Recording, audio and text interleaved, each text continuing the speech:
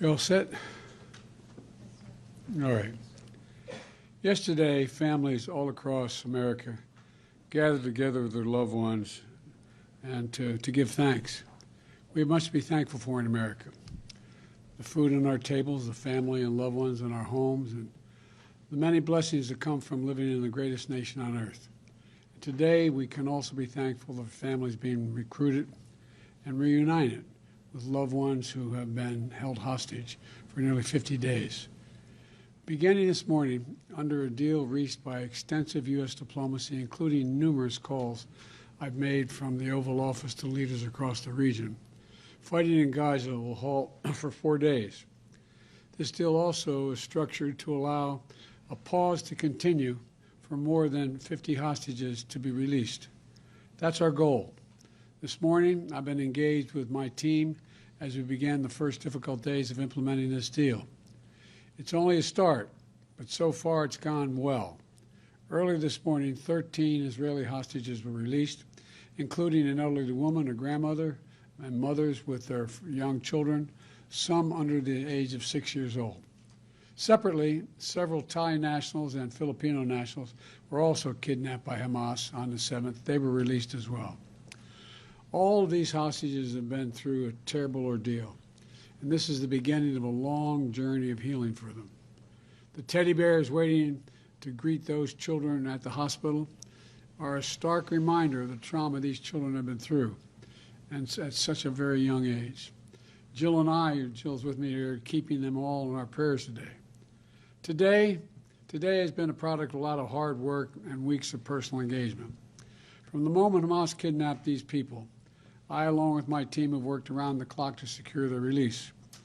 We saw the first results of this effort with the release of 2 American hostages in late October, followed by the release of 2 Israeli hostages.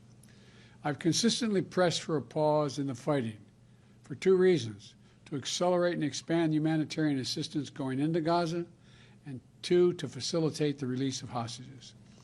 And over the past several weeks, I've spoken repeatedly with the Emir of Qatar, the President Sisi of Egypt, and Prime Minister Netanyahu of Israel to help secure this deal, to nail it down. And I want to thank all 3 leaders for their personal partnership to get this done. I spoke with the Emir and President Sisi and the Prime Minister Netanyahu again on Wednesday to confirm the elements of the engagement. As I said, today's release are the start of a process. We expect more hostages to be released tomorrow, and more the day after, and more the day after that. Over the next few days, we expect that dozens of hostages will be returned to their families. We also remember all those who are still being held and renew our commitment to work for their release as well. 2 American women and 1 4-year-old child, Abigail, who remains among those missing. We also will not stop until we get these hostages brought home and an answer to their whereabouts. I remain in personal contact with the leaders of Qatar, Egypt, and Israel to make sure this stays on track and every aspect of the deal is implemented. You know, this extended pause in the fighting brings a critical opportunity to deliver much-needed food, medicine, water, and fuel to the civilians in Gaza, and we are not wasting 1 single minute. Since my trip to Israel last month, I've been focused on accelerating the delivery of humanitarian assistance to Gaza in coordination with the United Nations and the Red Cross. I just spoke with my special envoy for the Middle East humanitarian issues, David Satterfield, for an update, and I've asked him to monitor our progress hour by hour and keep me personally informed. From the beginning, we put in place mechanisms to prevent Hamas from diverting these supplies, and we're continuing that effort to make sure aid gets to the people who need it. More than 200 trucks arrived at the crossing point in Egypt into Gaza today.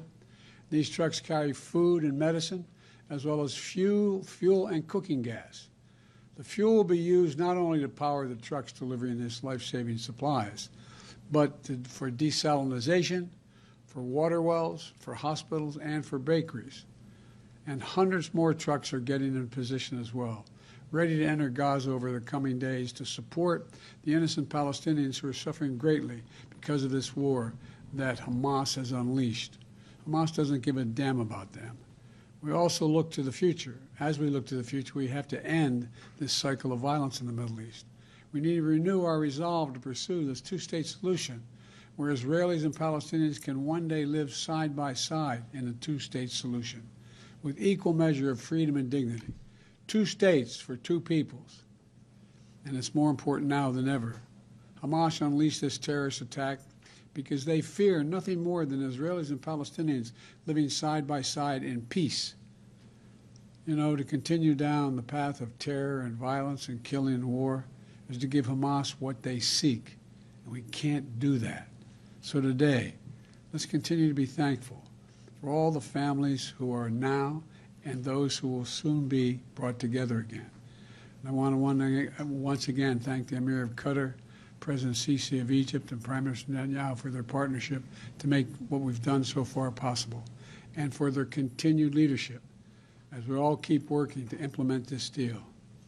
And over the coming days, I'll remain engaged with leaders throughout the Middle East as we all work together to build a better future for the region, a future where this kind of violence is unthinkable, a future where all children in the region, every child, Jewish, Muslim, Christian, Israeli, Palestinian, Arab, grow up knowing only peace. That's what we do. We're waiting now. Just a matter of, I thought, maybe even as soon as by the time I got here. But in the next hour or so, we'll know what the second wave of releases are. And I'm hopeful that it's as we anticipate. So thank you all for listening. I'll take a few questions. Mr. President, when will the first American hostages be released since none were included today? We don't know when that will occur, but we expect it to occur. And we don't know what the list of all the hostages are and when they'll be released, but we know the numbers they're going to be released. So it's my hope and expectation will be soon. And of the 10 Americans that are unaccounted for, do you know all of their conditions? Are they all alive? We don't know all their conditions. Mr. President, how long do you expect this war is going to take, and have you encouraged Prime Minister Netanyahu to set a timeline, say, by the end of this year? I've encouraged the Prime Minister to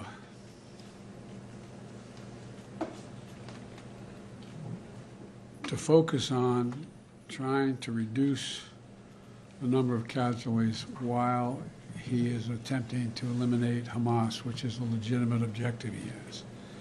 That's a difficult task, and I don't know how long it will take. My expectation and hope is that as we move forward, the rest of the Arab world and the region is also putting pressure on all sides to slow this down, to bring this to an end as quickly as we can. Mr. President, what are the chances of this troops to be extended by a few days or more? I think the chances are real. Mr. President, there are members of your party who would like to see conditions placed on aid to Israel. What is your view on that? They would like to see, a reduction in the bombing and that sort of thing. Well, I think that's a worthwhile thought, but I don't think if I started off with that, we'd ever gotten to where we are today. We have to take this a piece at a time. Mr. President, do you trust Hamas to uphold their end of the deal? I don't trust Hamas to do anything right. I only trust Hamas to respond to pressure. Mr. President, you said you were hoping to get cooperation from Arab leaders. What are you hearing from them when you talk to them? What would you like to see them do? I'm hearing a lot, but I'm not going to speak to it right now. There's an overwhelming desire on the part of the region to, let me back up. I cannot prove what I'm about to say, but I believe one of the reasons why Hamas struck when they did was they knew that I was working very closely with the Saudis and others in the region to bring peace to the region by having recognition of Israel and Israel's right to exist. You may recall when we did the G20 about a little while ago, I was able to get a resolution, a statement passed through there saying we're going to build a railroad from Riyadh all the way through the Middle East into Saudi Arabia, Israel, et cetera, and all the way up to Europe. Not the railroad, but it would be an underground pipeline and then railroad. The whole idea is there's overwhelming interest, and I think most Arab nations know it, in coordinating with one another to change the dynamic in their region for a longer-term peace. And that is what I'm going to continue to work on. Thank you all very, very much. I appreciate it. Thank you. Happy Thanksgiving to you all. I hope you enjoyed it. You too.